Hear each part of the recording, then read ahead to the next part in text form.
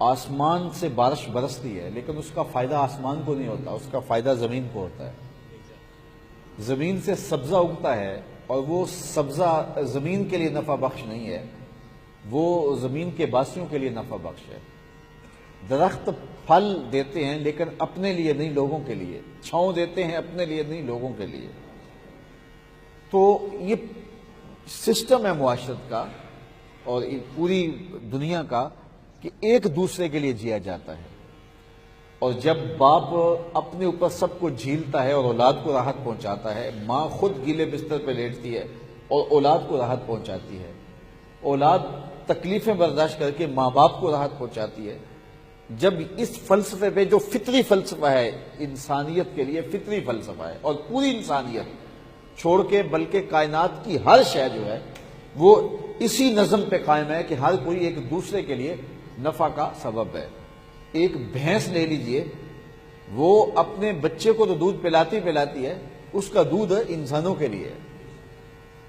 اور اس کا گوشت جو ہے وہ دوسروں کے لیے ہے، تو وہ اپنی نسل کی اتنی خدمت نہیں کر رہی جتنی انسانوں کی خدمت کر رہی۔ درختوں کے پھل انسانوں کے لیے، تو ہم ایک دوسرے کے لیے جو ہے وہ نفع کا سبب ہیں اور ایک دوسرے کے لیے جو ہے وہ راحت کا سبب ہیں، اور جب انسانی معاشرت اس ترتیب سے آئے گی تو پھر ایک اچھا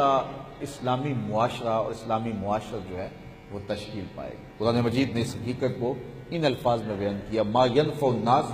فیمکث فی الارض، جو لوگوں کے لیے نفع کا سبب ہوگا اس کو ہم زمین کے اوپر جو ہے وہ ٹھہرائیں گے، زمین کے اوپر اس کو ٹھہراؤ دیں گے، زمین کے اوپر اس کو تمکین دیں گے، اور زمین کے اوپر جو ہے وہ اس کو ہم فروغ دیں گے جو لوگوں کے لیے نفع کا سبب ہوا۔ تو یہ ایک اصول اگر انسان سمجھ لے اچھی طرح سے تو وہ اپنے اندر سے سکون تلاش کر سکتا ہے۔ جب وہ لوگوں کو نفع پہنچاتا ہے، ایک ماں ہے جب وہ اپنے بیٹے کو کھلا دیتی ہے اور خود بھوک بھی کاٹ لیتی ہے تو اس کو اس بھوک سے تکلیف نہیں ہوتی، حالانکہ بھوک اس کا اندر توڑ رہی ہوتی ہے، لیکن بیٹے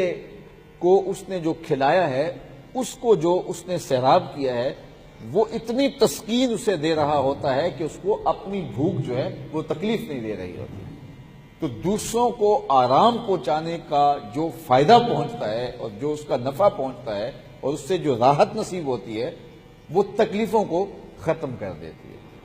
تو اگر پورا انسانی معاشرہ اس اصول کے اوپر اپنی زندگی گزارنے کا فیصلہ کر لے کہ میں دوسروں کو نفع پہنچانا ہے، دوسروں کو راحت پہنچانی ہے، تو اپنے آپ کو میں تکلف میں بھی ڈال لوں گا، تو پھر اس کا نتیجہ یہ ہوگا کہ وہ خود بھی سکون اور طمانینت پائے گا اور خود بھی ایک راحت کی زندگی جو ہے وہ گزارنا شروع کر دے گا۔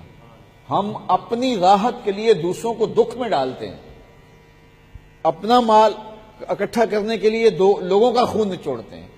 اپنی خوشیوں کے لیے لوگوں کو دکھ دیتے ہیں، لوگوں کو اذیت پہنچاتے ہیں، اپنے آرام کے لیے لوگوں کو بے آرام کرتے ہیں، اور پھر جو ہمارا مطلوبہ مقصد ہوتا ہے وہ ہمیں حاصل نہیں ہوتا۔ لیکن اگر ہم لوگوں کے آرام کے لیے اپنے آپ کو بے آرام کریں، لوگوں کو کھلانے کے لیے خود بھوکے رہیں، لوگوں کو راحت پہنچانے کے لیے خود اپنے آپ کو ضرر اور مصیبت میں ڈال لیں، اور لوگوں کا پیٹ پالنے کے لیے خود جو ہے وہ اپنے پیٹ پہ پتھر باندھ لیں، تو پھر ہماری زندگی پرسکون زندگی گزرے گی۔ اس لیے کہ جو طمانینت ہے، جو سکون ہے، وہ باہر سے نہیں پھوٹتا، وہ اندر سے پھوٹتا ہے۔ تو ہمیں یہ ایک زندگی گزارنے کا ڈھب دیا گیا ہے، ہمیں زندگی گزارنے کا یہ ایک اصول دیا گیا ہے۔ چونکہ تزکیہ اعضاء پر بعد 5-6 خطبات جمعۃ المبارک سے ہو رہی ہے، تو یہ ایک خاص نقطہ ہے تزکیہ اعضاء کا، جو تھوڑا سا باریک تو ضرور ہے اور اس کو بڑی حساسیت کے ساتھ سمجھنے کی ضرورت ہے کہ ہم اپنی زبان سے کسی کو گالی نہ دیں، زبان کا تزکیہ کر لیں، زبان کو گالی سے پاک کر لیں،